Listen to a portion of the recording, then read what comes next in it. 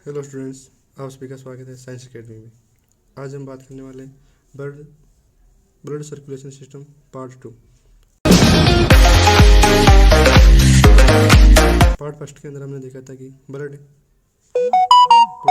Plasma और matrix की बात की थी। आज हम बात करेंगे ब्लड ग्रुप। किसकी बात करेंगे? ब्लड ग्रुप की। ब्लड ग्रुप ब्लड ग्रुप्स को मुख्यतः विभिन्न तरह से डिटरमाइन किया जा सकता है, लेकिन मुख्यतः दो टाइप होते हैं। एक होता है एबीओ ब्लड ग्रुप और सेकंड होता है आरएच ब्लड ग्रुप। सबसे पहले अपन बात करने वाले हैं एबीओ ब्लड ग्रुप की। तो एबीओ ब्लड ग्रुप इसकी बात करेंगे, एबीओ ब्लड ग्रुप। तो एबीओ ब्लड ग्रुप जो होता है मुख्यतः आरबीसी पर उपस्थित एंटीजन की उपस्थिति या अनुपस्थिति के आधार पर विभाजित किया जा सकता है। एंटीजन टू टाइप्स के होते हैं। एंटीजन कितने टाइप्स के होते हैं? टू टाइप्स के। एंटीजन कितने टाइप्स के? टू टाइप के। एक होता है एंटीजन ए और एक होता है एंटीजन बी। इसी प्रकार से विभिन्न व्यक्तियों में प्लाज्मा में एंटीबॉडी उपस्थित होती है, इसलिए एंटीजन की उपस्थिति क्या हुआ? एंटीजन की उपस्थिति एवं अनुपस्थिति। एंटीजन की उपस्थिति एवं अनुपस्थिति के आधार पर इसको blood group A blood group, B blood group, A B blood group और ओ ब्लड ग्रुप, इसे चार भागों में बांटा जा सकता है। अब जो ब्लड ग्रुप ए है, ब्लड ग्रुप बी है, ब्लड ग्रुप ए बी और ब्लड ग्रुप ओ है, इसको हम एक चार्ट की सहायता से समझेंगे। अब इसके अंदर हम क्या करेंगे? चार्ट बना के देखेंगे। तो सबसे पहले लिखेंगे, क्या लिखेंगे? Blood group.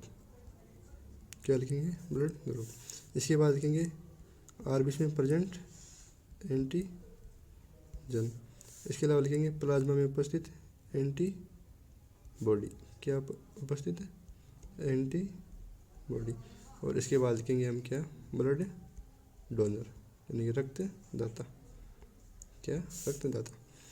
सबसे पहले अपन बात करते हैं किसकी? ब्लड ग्रुप ए। अगर यदि किसी व्यक्ति का ब्लड ग्रुप ए है तो उसके अंदर जो एंटीजन उपस्थित होगा, क्या उपस्थित होगा? एंटीजन। एंटीजन जो उपस्थित होगा वो होगा एंटीजन ए।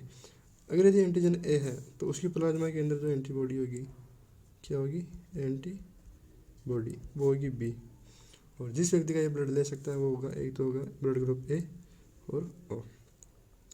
इसके बाद अपन आगे बढ़ते हैं। तो इसके अंदर आता है ब्लड ग्रुप बी। अगर यदि ब्लड ग्रुप बी है तो उसके अंदर जो एंटीजन है वो आएगा बी, लेकिन जो एंटीबॉडी बनेगी, क्या बनेगी? एंटीबॉडी, वो होगी ए। और जिस व्यक्ति का ये ब्लड ले सकता है वो उसका ब्लड ग्रुप होना चाहिए बी या ओ। इसके बाद अपन बात करेंगे ब्लड ग्रुप ए बी की। जिस व्यक्ति में ब्लड ग्रुप ए बी है उसकी आरबीसी के अंदर जो एंटीजन होगा, क्या होगा? एंटीजन, वो होगा ए बी। लेकिन जिस व्यक्ति में ब्लड ग्रुप ए बी है उसके अंदर एंटीबॉडी अनुपस्थित होगी, यानी कि इसके अंदर एंटीबॉडी एब्सेंट होगी। और जिस व्यक्ति का ब्लड ले सकता है उसके अंदर आएगा blood group A, blood group B, blood group A B और ब्लड ग्रुप ओ। यानी कि ए बी ब्लड ग्रुप वाला व्यक्ति सभी से ब्लड ले सकता है, अतः इसे सर्वग्राही कहा जाता है। इसके बाद अपन बात करेंगे ब्लड ग्रुप ओ। जिस व्यक्ति का ब्लड ग्रुप ओ होता है उसके अंदर एंटीजन अनुपस्थित होता है।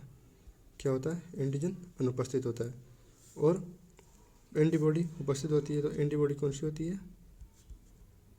A B. और ये ओनली ओ ब्लड ग्रुप वाले व्यक्ति का ब्लड ग्रुप ले सकता है। अतः जिस व्यक्ति का ब्लड ग्रुप ओ होता है वह सर्वदाता होता है।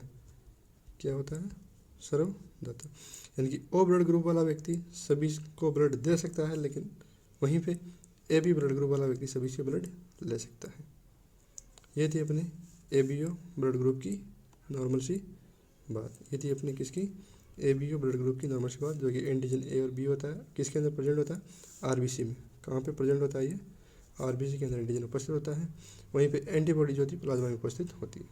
और एंटीजन की उपस्थिति और अनुपस्थिति के आधार पर A blood group, B blood group, A B blood group और ओ ब्लड ग्रुप के अंदर बांटा गया था। इसको मैंने चार्ट से पढ़ा कि ब्लड ग्रुप ए होगा, बी होगा, ए बी होगा, ओ होगा, तो कौन सा एंटीजन होगा, कौन सा एंटीबॉडी होगा और कौन सा ब्लड डोनर होगा। यदि एंटीजन ए है तब अपने पास अगला जो टॉपिक आता है वो आता है आरएच ब्लड ग्रुप। ठीक है, आरएच समूह इसे बोल सकते हैं। RH समूह लगभग 80% मनुष्यों के अंदर पाया जाता है। 80% मनुष्यों में प्रेजेंट होता है। और RH एक प्रकार का एंटीजन है। क्या है? एंटीजन। अर्थात RH एंटीजन की उपस्थिति हो उसे कहा जाता है RH पॉजिटिव, और जिस व्यक्ति के अंदर RH एंटीजन की अनुपस्थित होता है उसे कहा जाता है RH नेगेटिव। और जो एंटीजन RH एंटीजन मनुष्य में पाया जाता है वह रिसेस बंदर के समान पाया जाता है। किसके? रिसेस बंदर के समान पाया जाने वाला एंटीजन होता है। रिसेस बंदर के समान पाया जाने वाला एंटीजन होता है। इसके बाद अपन आगे बात करते हैं तो सामान्यतः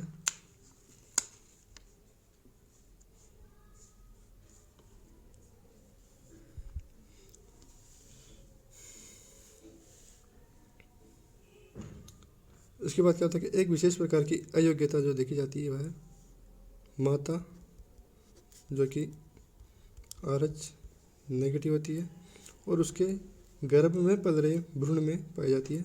भ्रूण का होता है RH पॉजिटिव।